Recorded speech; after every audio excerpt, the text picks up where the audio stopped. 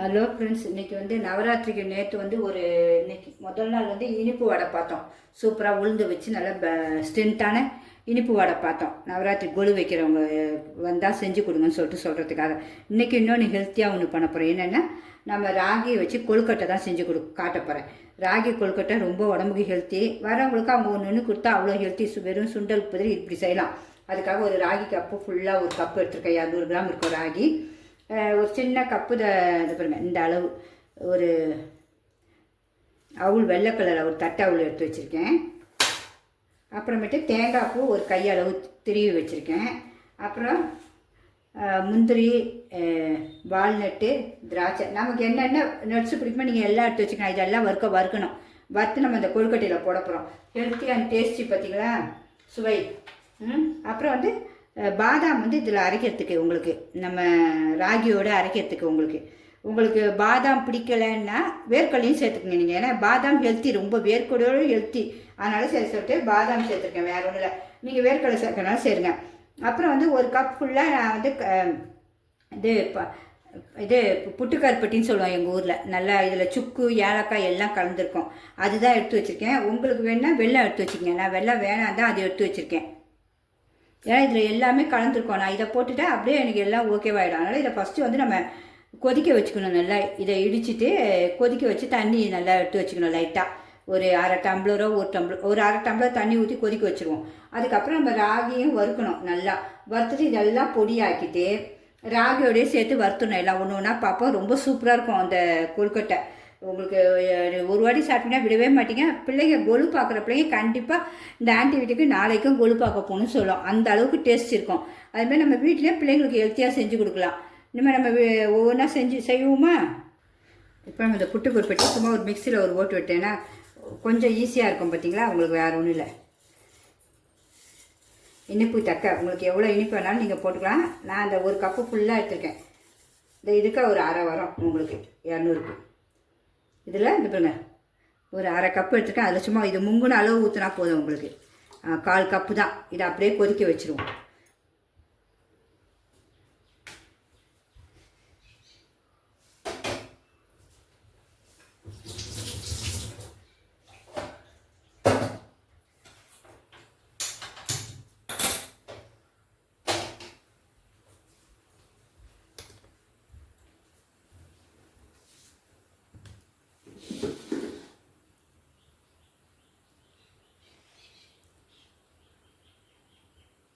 கொதிக்க வச்சாச்சு. நல்லா கரைஞ்சோன்னே, வெள்ளம் கரைஞ்சோன்னே ஆஃப் பண்ணிவிடும். இந்த பாகுலாம் கிடையாது.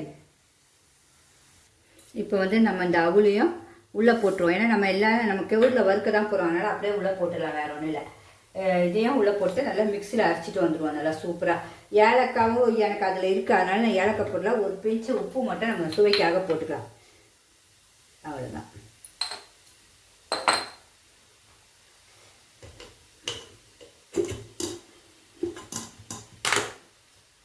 பாதாம் பதில் நீங்கள் வேர்க்கடலை போட்டாலும் சரிதான்.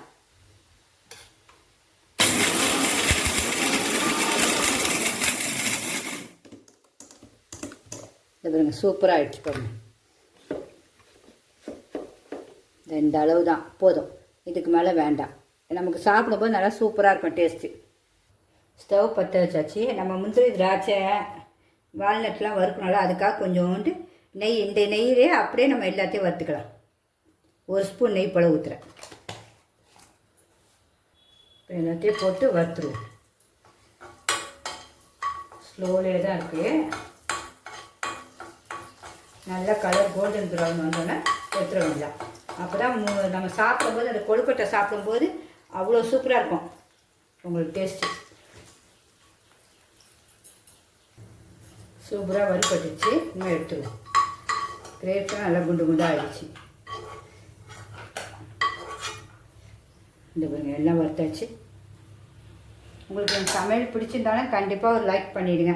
இப்போ நம்ம இந்த ராகி கேழ்வரகை போட்டுறப்போகிறோம். போட்டு இதிலே வறுக்க போகிறோம். அந்த நெய்யிலே. திருப்பி வேறு நெய்லாம் தேவையில்லை நமக்கு. இதிலே நல்லா பொறுமையாக வறுக்கணும். நல்ல மனம் வரும். ராகி மனம் வீட்டிலே அரைச்சிட்டு தான் நல்லா காய வச்சு. கடை மாவு எதுவுமே கிடையாது, பாக்கெட் மாவு கிடையவே கிடையாது. அதுதான் மெயின். உங்களுக்கு நல்லா மனம் வர வரைக்கும் அப்படியே கிண்டிக்கிட்டே இருக்கணும் உங்களுக்கு.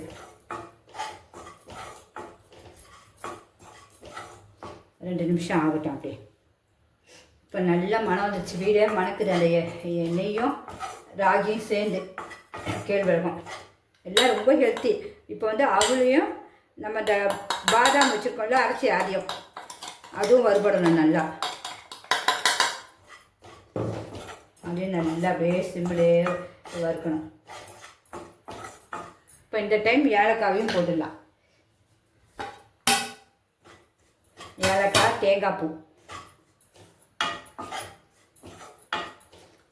போட்டு அப்படியே கிண்டுவோம். நல்லா கொஞ்ச நாள் அப்படியே வதங்கட்டும், ஒரு 5 நிமிஷம். அதுக்குள்ளே அங்கே பாகும் ரெடி ஆகிடுச்சு. இதை பாருங்க, சூடாக இருக்குது. இந்த பாருங்க, பாகும் நமக்கு ரெடி ஆகிடுச்சு. எல்லாம் நல்லா ஒரு மனம் வந்துச்சு, கலரும் கொஞ்சம் எல்லாம் மாறிடுச்சு. தேங்காய் போட்டு இப்போ இந்த வறுத்து வச்சதெல்லாம் கொட்டிடுவோம், நெட்ஸ் எல்லாம் கொட்டிடுவோம். கொட்டிட்டு ஸ்டவ் ஆஃப் பண்ணிட வேண்டியதான். ஆஃப் பண்ணிவிட்டு நம்ம இந்த வெள்ளைப்பாவை எடுத்து அப்படியே கொஞ்சம் கொஞ்சமாக ஊற்றணும். இப்போ இந்த வெள்ளைப்பாவை மெதுவாக எடுத்து அப்படியே ஊற்றணும்.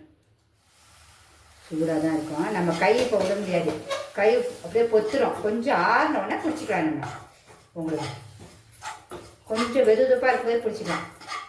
மீடியம் ஊற்றிடுவோம்.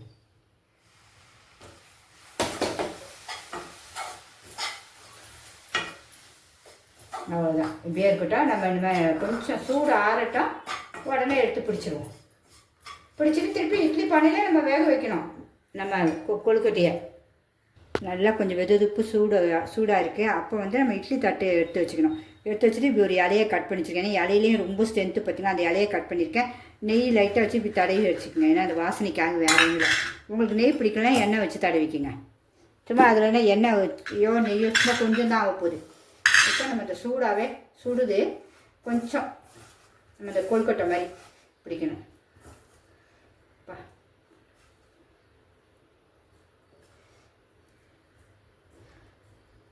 ஏன்னா சூடாக பிடிக்கும் போது தான் நல்லாயிருக்கும் உங்களுக்கு. இது வெந்து சாப்பிடும்போது என்ன டேஸ்ட்டாக இருக்குங்க. அவ்வளோதான். இந்த பாருங்க, ஓகேவா? இந்த மாதிரி எல்லாத்தையும் வச்சிட வேண்டியதான். நம்ம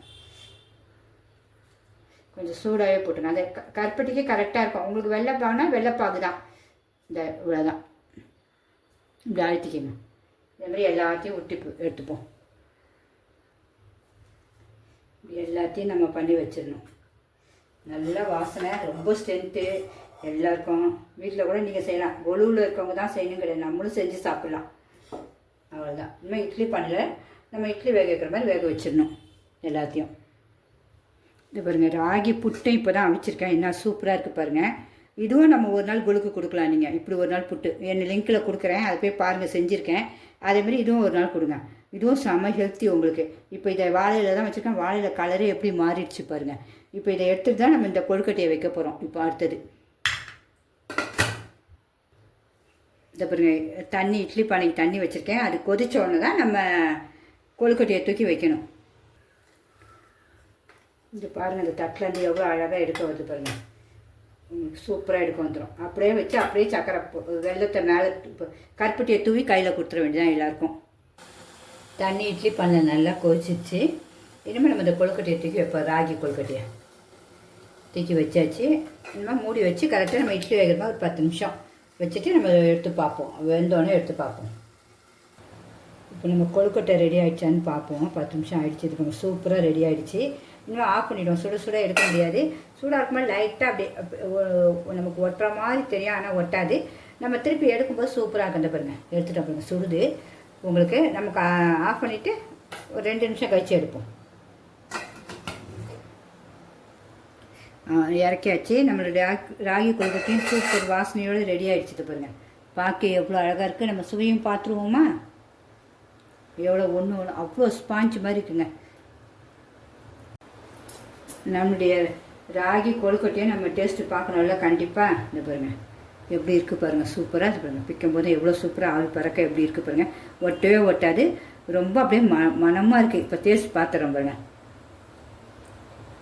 பாப்பா செம்ம டேஸ்ட்டுங்க.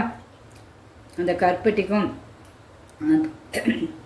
அப்புறம் நம்ம பாதாம், முந்திரி, திராட்சை, வால்நட்டெல்லாம் போட்டிருக்கோம். பார்த்தீங்கன்னா அந்த ராகியில் சாப்பிடும்போது செம்ம சூப்பராக இருக்குது. அந்த அவுள், தேங்காய் எல்லாம் அப்படியே ஒரு மாதிரி டேஸ்ட்டு சூப்பராக வேறு லெவலில் தூக்குதுங்க. மிஸ் பண்ணினா பண்ணாங்க இங்கே பாருங்க எவ்வளோ சூப்பராக இருப்பாங்க உள்ள அவ்வளோ பிள்ளைங்களுக்கு எல்லாத்தையும் ஹெல்த்தியாக செஞ்சு கொடுங்க. அதுமாரி கொலுக்கு வர பிள்ளைங்க கண்டிப்பாக நீங்கள் ஹெல்த்தியாக அப்படி கொடுங்க. பிள்ளைங்க இந்த ஆண்டி வீட்டில் சூப்பராக கிடைக்குதுப்பா ஸ்நாக்ஸ்ன்ட்டு பிள்ளைங்க கொலு பார்க்க வரும். ஓகே ஃப்ரெண்ட்ஸ், பிடிச்சிருந்தா கண்டிப்பாக லைக் பண்ணுங்கள், உங்கள் ஃப்ரெண்ட்ஸும் ரிலேட்டிவ்க்கு ஷேர் பண்ணுங்கள். இதேமாதிரி நீங்களும் ரசித்து ருசித்து செஞ்சு சாப்பிடுங்க. ஓகே ஃப்ரெண்ட்ஸ், பாய்.